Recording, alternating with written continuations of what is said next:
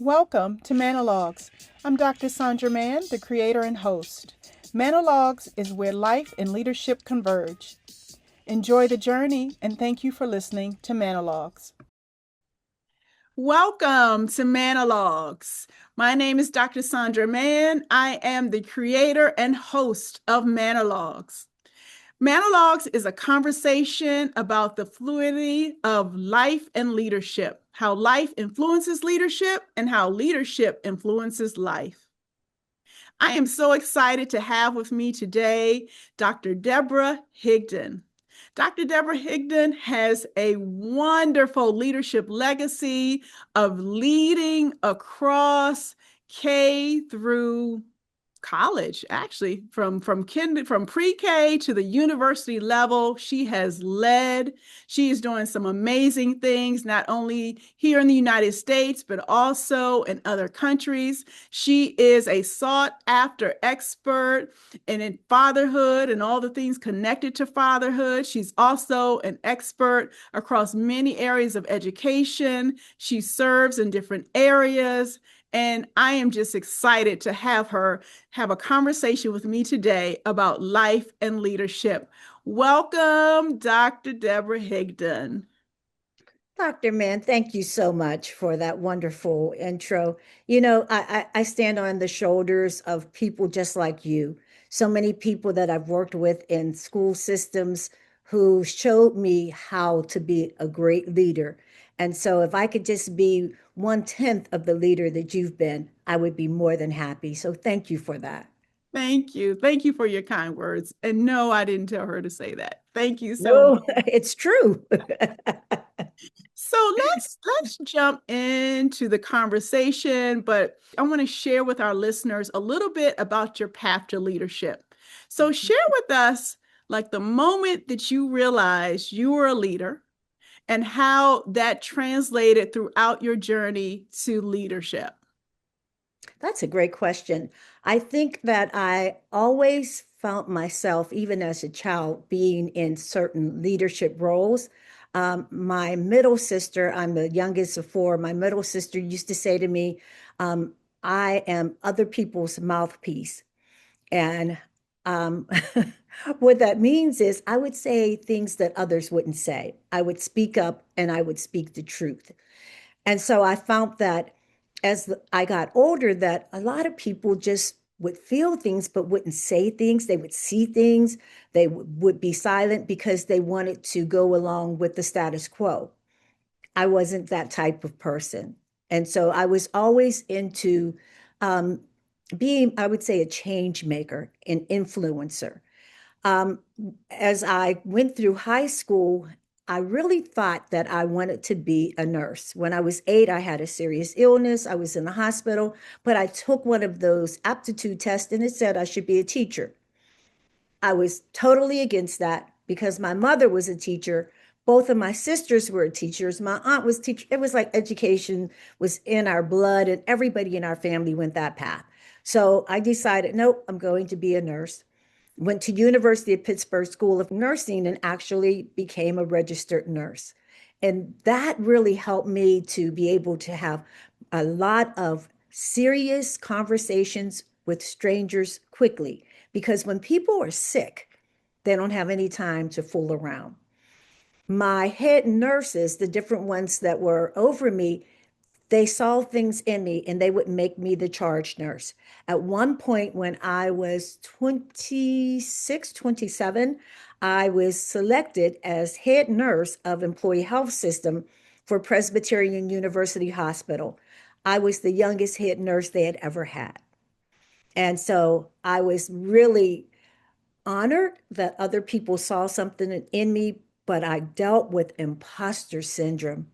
And I think it was because I was so young and I didn't see that. But then years later, I became a CCRN, certified critical care nurse. And being the leader and being a head nurse just came naturally in that particular field. But then when I had my son, hospitals were going from 8 hours to 12 hours. So then I switched and became a school nurse. And that switch really changed my life. And that's how I became an educator. In the school system I was in, the school nurse was hired as a teacher. So, because I had a degree, I had to go back, get a teaching certification. And through the years, the principals I worked with would say to me, first of all, you do speak up because I still kept that particular part of my personality. But there's a way that you say it that engages people as opposed to turn them off. And that's when I really started seeing myself that I didn't have to just stay in the classroom. There were some other options. As more and more people spoke it into my life, I finally decided that I would invest in me and move forward with a leadership role. That is amazing. I knew you were briefly in healthcare, but I didn't really know what I didn't know. And at such a young age, folks poured Mhm. into you, right? Mhm. And so there was some, I'm assuming there was some mentorship, some coaching, some Yeah, just yeah, advocating for you to even step into that role. And so there's often a parallel between healthcare and education. I very much so. remember when I was studying for my, when I was pursuing my doctoral dissertation, a lot of the studies that I looked at paralleled healthcare and education. And sometimes when I couldn't find it in education, I found it in healthcare. So talk to me a little bit about what are some of the common leadership traits that you found that you needed in healthcare, but you also have utilized in education? I think the most important is the ability to establish relationships. It doesn't matter what field you're going to be a leader in. To me, that's number one.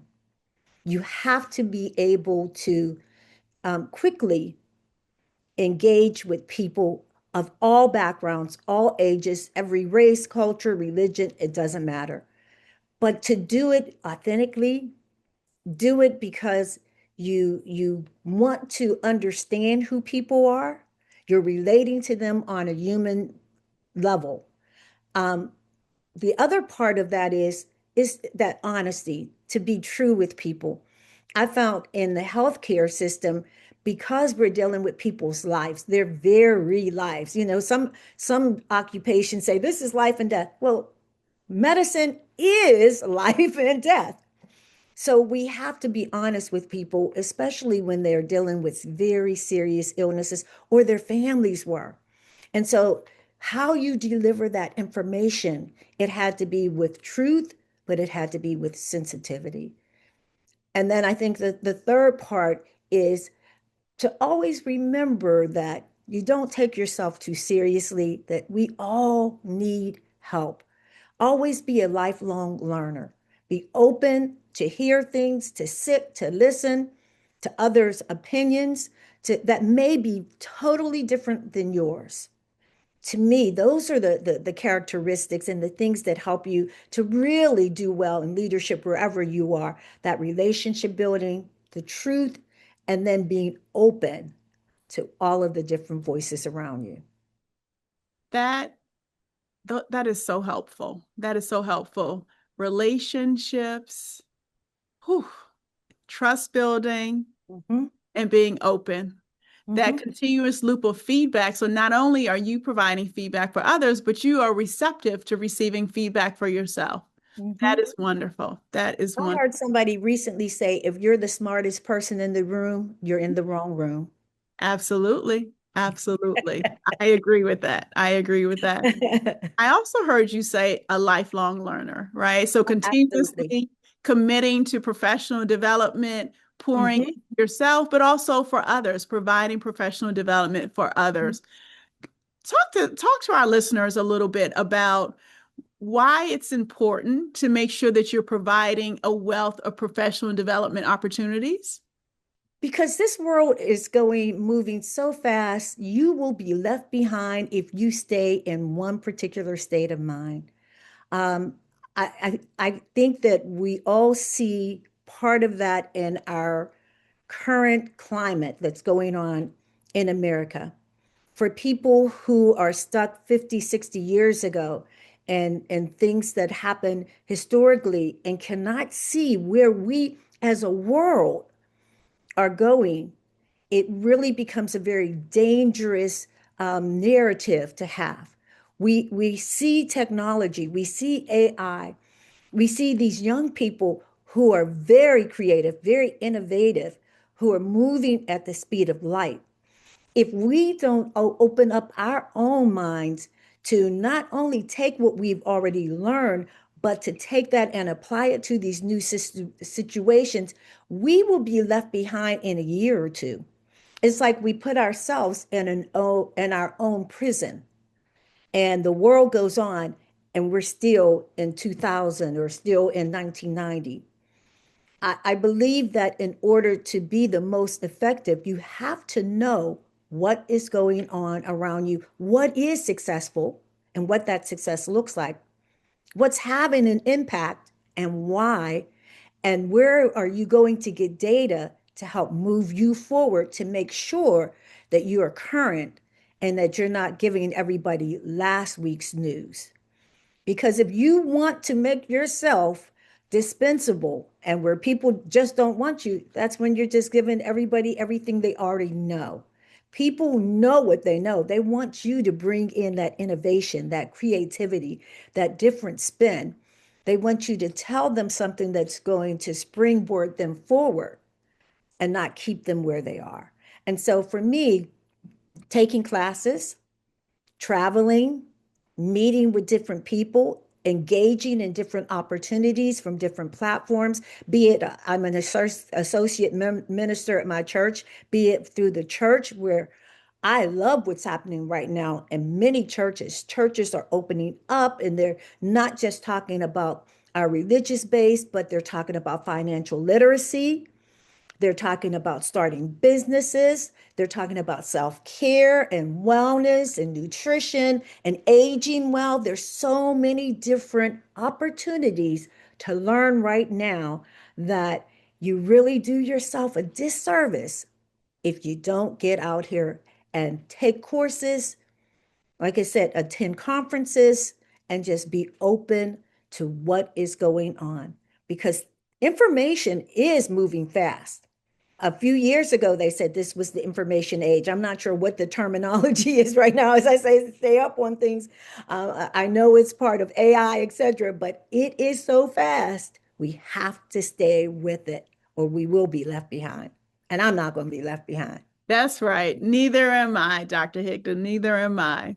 So listen, what you just shared about being prepared, being innovative, Mhm. but also the interconnectedness of life and leadership, leadership and life. You spoke about the community aspect, the personal aspect, but all of that's influencing the professional. Mhm. Can you share a moment or some time when you really can reflect on about how something in your professional life actually in turn influenced your personal life? Everything that I have gone through in life now, as I look back, probably was leading me up to where I am now.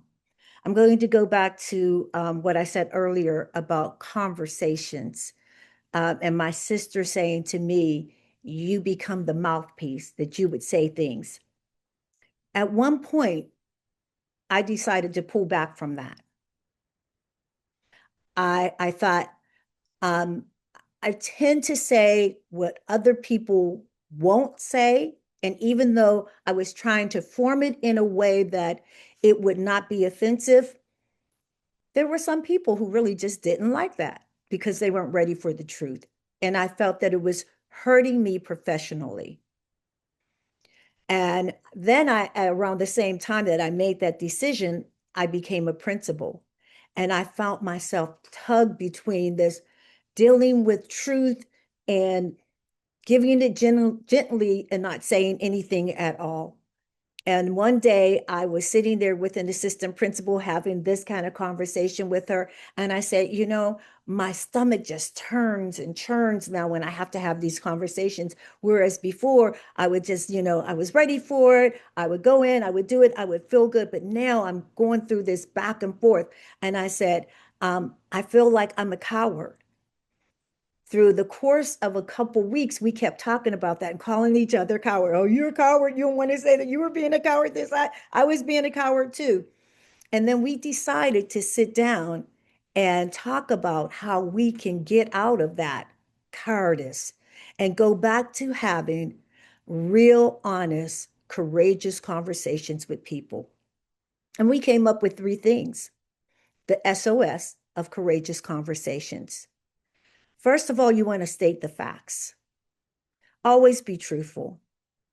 You want to offer some kind of a solution. Stating the facts without a solution is really just making somebody upset. And that offering some kind of a solution was huge to us being able to springboard forward. And then the last S, it was staying calm. Quit taking it personally. Take it as professional growth, not only for you, but also for the person that you're talking to. Instead of saying that you're giving some feedback, give some feed forward as you were moving forward with this. And that would help you stay calm. So that SOS then was able to be something that we used together. It made our professional work day and work life actually so much easier. And then we actually wrote an article and presented it at a national conference. Since that time, the magazine recently had contacted me, it's like 15 years ago, and wanted to know if I wanted to do some kind of a refresher on that article, Courageous Conversations for Recovering Cowards. So the beginning of the year, I'll be refreshing that and bringing that back up again. But that one thing in my life that started as a child came back again. Didn't come back the way that I thought it was going to be in a positive. At first, it started off as a negative, but then I was able to use that to then move forward and help other people because between the two of us, we've talked to thousands of people now about the SOS. That is inspiring. So, what I've heard throughout your sharing of how life has influenced leadership and leadership has influenced life is this undercurrent of courage. So, Yes. Oh my goodness. the courage that it took for you to make a Ah, decision, right, to transition careers, the mm-hmm. courage that it has taken for you to determine that you needed to be your authentic self. The Yeah. courage that you have shared around how people can have these courageous conversations, which essentially are necessary, honest Necessary. conversations, right? Mm-hmm. And so I love that, the SOS of courageous conversations. Mm-hmm. I look forward to reading your update of the next iteration of Yeah. Recovering Cowards. I think that's Yes. Yes. absolutely amazing, and I look forward to that. So somewhere along the way, you became interested in this concentration around fatherhood. Mm-hmm. Yes. Tell us about that. Tell Yes. us, tell us what specific, what drew you to it, Mm-hmm. what you're focused on, and what initiatives you're involved with. Again, this was one of those life situations that started as a challenge that ended up being such a great blessing. And in retrospect, I can see that God has had his hand in this from the very beginning. So, as you know, I was a principal, but before then, I was an assistant principal. And I was at a very large middle school. We had almost 1,400 students, just a little under that. We were waiting for the other middle school to be built, and the principal came to us and divided the school into four. And so he gave me a fourth of the school as an assistant principal to work with them. We were dealing with a lot of discipline problems. We had attendance issues. And when we looked at our data with our boys, especially our African American males, they were not performing as well as the females, any of the females. So we were getting ready to move into our parent conference days. And I was meeting with my team of teachers, And I'd said to them, we need to call in parents, but especially the fathers of these boys. I said, every kid that we have on our roster, we need to make sure we have a parent represented. But I don't want just the mom. I want mom and dad, or just the dad, because I've been working with these boys. I've been calling their fathers, and the fathers have made a difference, but I haven't been able to get all of them in. Well, a teacher challenged me, basically, be honest with you, called me a liar in front of my whole team and said, emphatically, very emphatically, these boys don't have fathers. And those who do have them, they're either in jail or they don't care about them. They're deadbeat dads. I was shocked. First of all, that she would challenge me in such a way in front of everyone else. And I'm the administrator who was going to do her evaluation. The nerve, but it turned out to be a good thing, because I was insistent that, look, I know what I have been doing. I'm the one every day meeting with these kids, making phone calls, doing the contact. So I said, look, this is what we're going to do. We're going to divide up all of our kids. We're going to call home to every single parent. We're going to say to them, we want you to come. We call every father, every stepfather, significant other, whoever, whatever male is on that form, you're going to call them and you're going to invite them to come in, especially of these particular kids, but we're going to do it for everybody. I found out about 2 days later that they had made some bets among themselves that nobody was going to come in, especially not Black fathers. So I knew then, if this is how they felt, that they were not going to make those phone calls. So I got together with some of the secretaries and said, look, would you help me? And we divided it up and we called everybody. I actually went back and made second calls for some people just to be sure. I can tell you, Dr. Mann, I could not sleep the day before parent conferences. And we have them over 2 days. My nerves were just a wreck. I prayed, I cried. I was like, Lord, please let these fathers come in. The first day, about halfway through the conferences, there were so many men walking through the door and showing up. I had to go in my office, close the door, and just go and do a praise and a cry and a praise and a cry and a praise. It turned out every single student had a father, grandfather, uncle, brother, somebody, a male showed up for them, except for one. And that student didn't have the one because his father was out of the country. And he thought he was going to be back in time, but he wasn't. And he didn't ask somebody else to step in for him. And I know that because he came 2 days later and he met anyway. He said, I want to be a part of this. But then the next week, I'm in the office and I'm saying, like, what? I didn't have one discipline referral. Zero, not one. All of a sudden, I have time. I could do my philosophy, MBWA, management by walking around. I could walk around. I could go into classes. I could have conversations. I could go into meetings. I could then go into the cafeteria and spend extra time with kids, etc., instead of running to my office trying to put out this fire and that fire. By 2 weeks, teachers are saying, my lessons are going like boom, boom, boom, boom, boom. I have to plan more. And I'm saying, now I have the time to sit in the planning. Why? Because the homework is coming in record time. They're coming in. First of all, they're coming every day. They're coming on time. They're coming with their supplies. They're coming in with homework. They're ready to go. We had the conferences around midterm. By the time of the honor roll and grades coming out, our honor roll went up almost 30% for the whole school. At one point, once we got this whole thing going with fathers, because everybody started talking about it, the principal and I, we met, we got fathers coming in, we met with a group of them. We started calling it the father circle because they would meet in the media center and there were these round tables and there all these fathers sitting there in the middle school and they're big men in these middle school tables, etc. But it just, there was a picture of them coming together.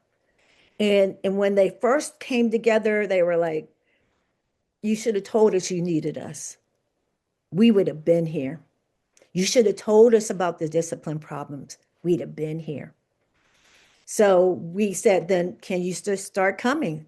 Just start coming, period. We don't have to have a parent conference day. The principal and I made decisions that we were going to go ahead and have our fathers come in. Didn't say anything to the other staff. Some staff were like, oh, they're going to be in here all the time. But we found out that, yeah, by them being in there, not only did they make sure that the kids were doing what they were supposed to be doing, but it upped what the staff was supposed to be doing. Their teaching went up to a higher level. They were teaching more, they were planning better. The kids then loved having the fathers in because they felt safe. We didn't know that they didn't feel safe. This was a time when there was the school shootings were starting. They felt safe with their fathers in the building. And so they would say to me, our father's going to be in today. Can they come into my class? We had some portables. Can they come out and be in the portables and be out there when we're out there? This whole thing of being challenged that these kids don't have fathers or that they're incarcerated or that they're deadbeat dads opened up a whole father engagement specialty for me. And for years, that was my thing. Always making sure. First of all, we ended up changing our forms because one of the fathers pointed out, and then one of my co-authors of the co-author of the book, Chaco Abraham, also pointed out because he's a father that when he would go in to enroll his kids in schools or different things, they would say parent, and they wouldn't have enough room for more than one parent. Most of the time, the parent that would complete the form are the mothers. So they would put their name, etc. If a father had an opportunity to put his information, it usually came under emergency. So what that was saying to the fathers is, we don't see you as an equal parent. We call you if there's an emergency. We call you as secondary. And so once I started calling fathers about things going on, at first their reaction was, well, what has happened so bad that you're calling me? Like, well, did you call his mom first? No, but your name is here and you're the father. And see, the way I was brought up, it's one thing for my mom to know, but my dad, if my dad knew that I was acting up, it was going to be a problem. So I immediately just jumped to that when I saw that male's name. Oh, let me call this dad. Then we ended up expanding it from to the elementary school and the high school because we had fathers K through 12, you know. And that ended up being like such a blessing for them because now they're involved all the way around. Then other schools ask about it. So we branched out to other schools. And that's why we're writing this book, Chaco Abraham and I. It's called The Dad Difference.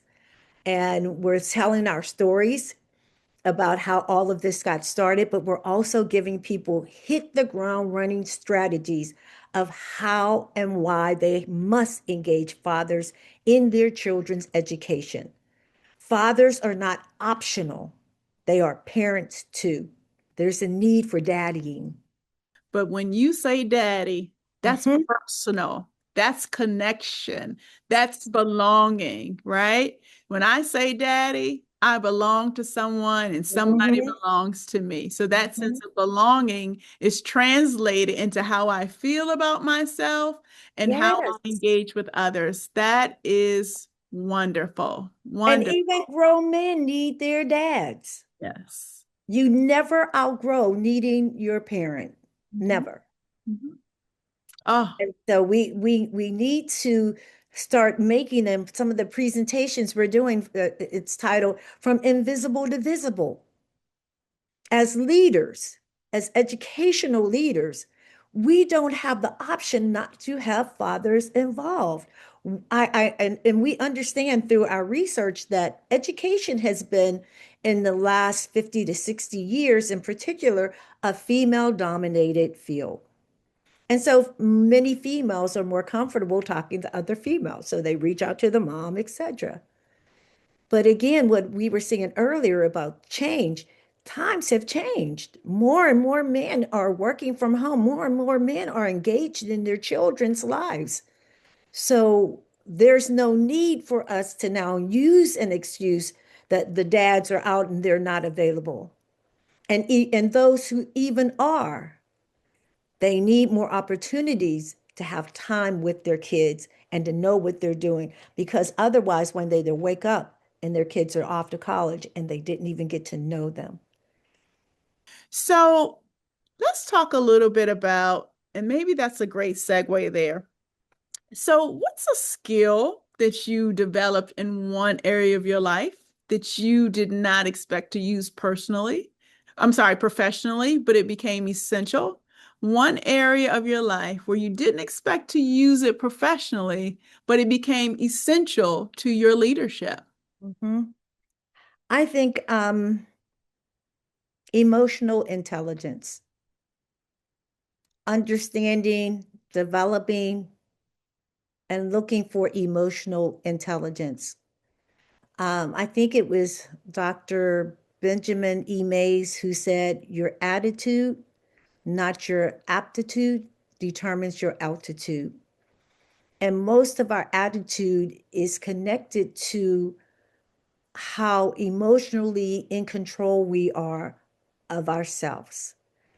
And as a leader, I have found that there's there's almost a gap between really great leaders and people who are very charismatic and people want to be around them, and those who may have the knowledge to lead, but people move away from them. And that's that emotional intelligence, that knowing who you are, knowing when to have that top down leadership. Hey, this is what has to happen. And knowing when you need to gather people around and just listen, soften up, and be that other part of the team as opposed to being the leader of the team. And that comes with that emotional intelligence of knowing first who you are, being in control of who you are, being able to hear negative things about your leadership or about your opinions, about where you're going, and not fall apart. I'm writing another book actually about that, and how to take what is the meteor part and just throw the rest away. And so, and that comes under that emotional intelligence. And some years ago, I actually, when I was in college, I'm not sure if it was I think it was my master's. I did a paper on emotional intelligence, never thinking that it was going to lead to me using that over and over and over again, because they were just talking about it, about like, what is some new philosophy that people are talking about? And for some reason, I was like, okay, I'm interested in this. Let me just do a little bit of research. But it comes up all the time. That saying that we say a lot with kids, it goes true with adults. People don't care how much you know until they know how much you care. And if you don't know how to convey emotional intelligence, you will lose people all the time. Nobody wants to follow a leader who is emotionally out of control. It is that self-awareness and that awareness of others Mhm. that also gives you the confidence to lead from the rear, right? Mhm. So Mhm. when you know who you are and you understand the vision that you're trying to achieve, and you have made the investment in other people, then you don't always have to be the person Yeah. in the front, Yeah. right? Yeah. And so you feel comfortable for yourself within yourself Mhm. and confident in others that you can still be leading Right. someone else in the front, right? That's also great for Yeah. situational leadership. So as well. And you're not competing against people. You're completing each other. Yes. And I used to say to new principals who would be going into a school, and sometimes there's some conflict with things, you have positional power. Everybody knows you're the principal. You don't have to walk in the buildings. I'm the principal. I'm the supervisor. I'm the this. I'm the this. I insist that you must call me doctor and you must do that. You don't have to do any of that. In fact, do just the worst. Not the worst, the opposite. Do the opposite. Come in and say, hi, how are you? Who are you? Find out who they are. Talk to them about what they need. What is it they like about the building? What are some situations they would like their leader to handle or look into? That's the way to come in and not always come in and want people to put out the red carpet for you. And that's a mistake that sometimes young leaders make because they feel that they have to come in and everybody has to know they're in control. When you're hired into a leadership position, you will automatically, immediately get that positional power. And so you don't have to use it. All you have to do is let it flow naturally in what you do. So you and I know that leadership comes Mhm. at a cost sometimes of relationship, at a cost sometimes of health, at a Mhm. cost sometimes of just really family, and definitely self. Mhm. How do you engage in self-care?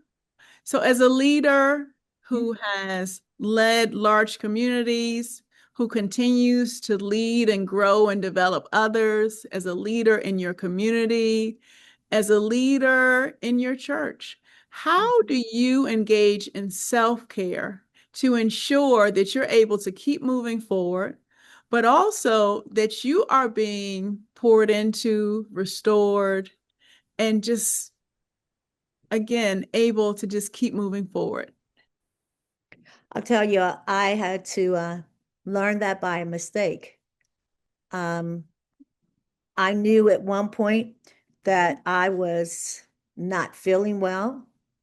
Um, I felt that as the leader of the school and doing some other things at the time, leading the middle school principals professional learning group, that I could not take off and take care of myself, even though I knew I didn't feel well. I couldn't put my hand on what it was, but my medical background, I knew I was sick. I remember saying to two staff members on a Wednesday, I really don't feel good. This weekend, I'm going to spend the whole weekend in bed because something is going on and I don't feel good. Thursday at around 5:30 a.m., I woke up in the emergency room. I had gotten up. I thought to go to the bathroom. I passed out. My husband heard me hit the floor and he said he knew that I didn't have any kind of defense, like hand down or anything, because it sounded like our whole house shook.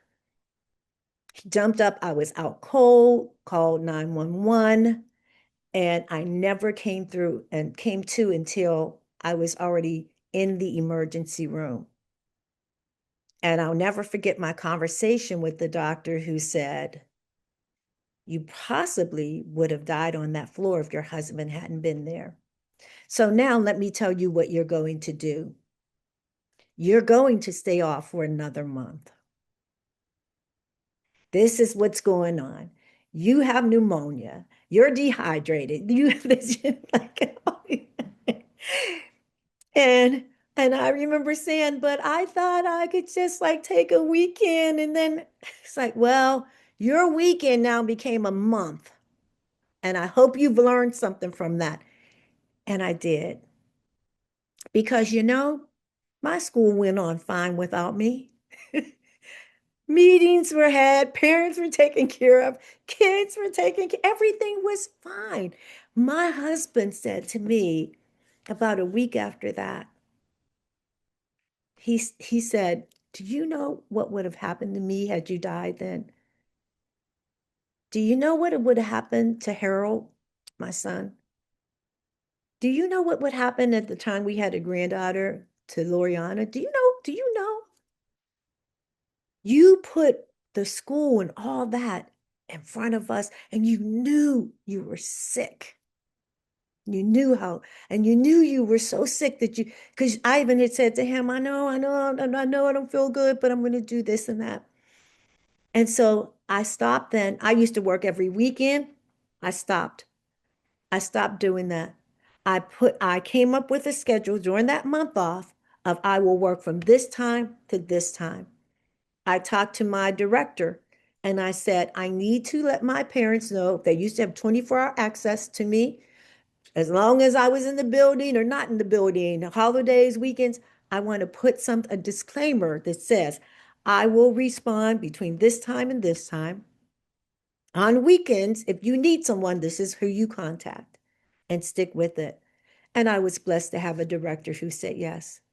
The other thing that I started doing, and I did not stop doing this until I worked on my dissertation, and you know how that is, I made sure I got 8 hours of sleep, and I stick to that now.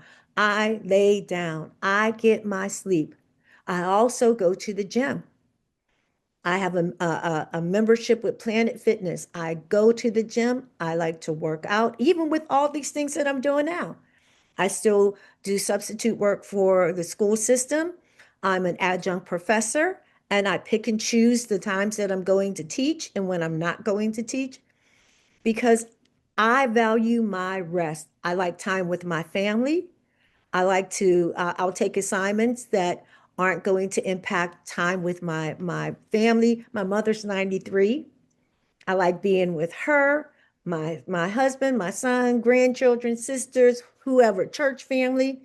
I schedule time to be with the people I love. While I know I've already gotten my rest, I've taken my exercise. I right here, right now, I'm drinking water. I drink lots of water. I'm doing all those things. I like to travel. So my husband and I, we do missions work. We've gone to South Africa 4 times, Kenya, Joburg, Ghana. Um, and that also helps to just reset, refresh. It gives us an international point of view, etc. But I plan it in my day. There's nothing that I'm going to do that's going to take away from me eating, exercising, resting, having my meditation time, my time with God. All of those things are too valuable. I have learned that no is a complete sentence. No, period. I love that. That is your non-negotiable, right? Your Non-negotiable. non-negotiable is that you must make time for self and must make time for family. I love that. I love that. Mhm. I love that. And like somebody like you, people that I like and people that I admire, people who are pouring into me, that are helping me to grow. Mhm. Absolutely, yes. Yes, yes. But even then, Mhm. like you, it's going to be scheduled. I Yeah. won't do anything that is stressful. Mhm. At this point in my life, I don't need it. I don't have to do that. Yeah. And so I guard my heart, I guard my mind, I guard my peace. Oh my gosh, I guard my peace. My peace is everything to me. Everything to me. Peace in my home, peace between people.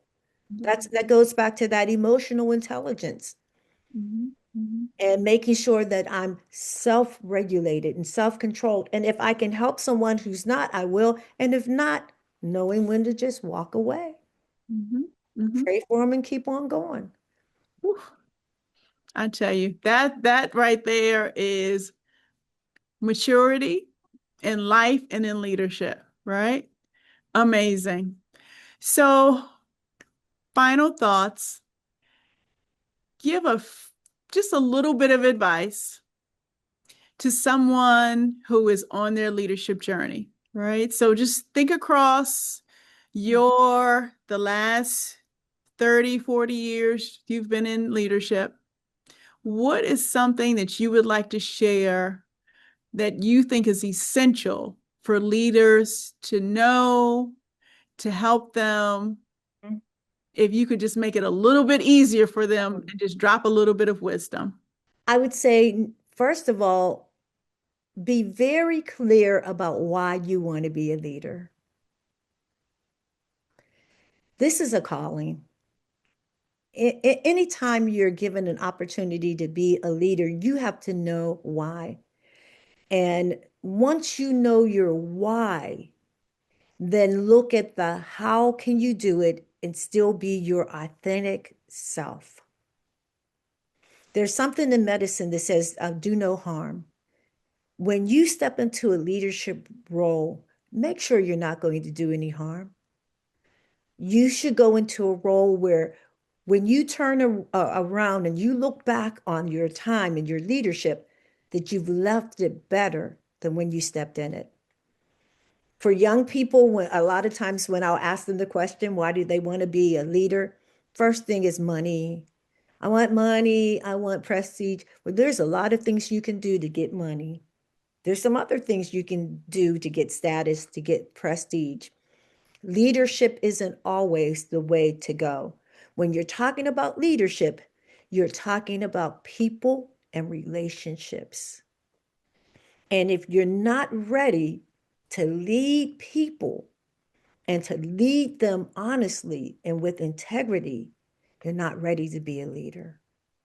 Because once you can do it that way, leadership opportunities will come. And don't say yes to every single last one. Pick and choose the ones that you can do well and you can still be your authentic self. I love that. Lead with authenticity and lead with integrity. Mm-hmm. Dr. Deborah Higdon, it has been wonderful to have this time to talk with you. I thank you for joining us for MANN-O-LOGUES. Your influence, your experience, and just your advice and just storytelling about how life has influenced your leadership and how in turn your leadership has influenced your life has been inspiring, informational, and I'm just happy that other listeners will be able to just hear your story and maybe it will help them to improve their leadership or maybe also help validate their leadership and hearing someone else's story. So thank you so much. I appreciate you.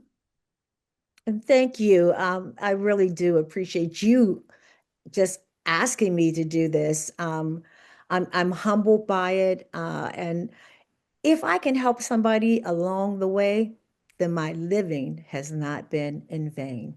Amen. Amen. Thank you. Thank you. Thank you. Thank you. My pleasure. Whether you're stepping into leadership for the first time or reimagining what it means after decades in the field, I hope you've been inspired by our conversation today. Thank you for listening to MANN-O-LOGUES.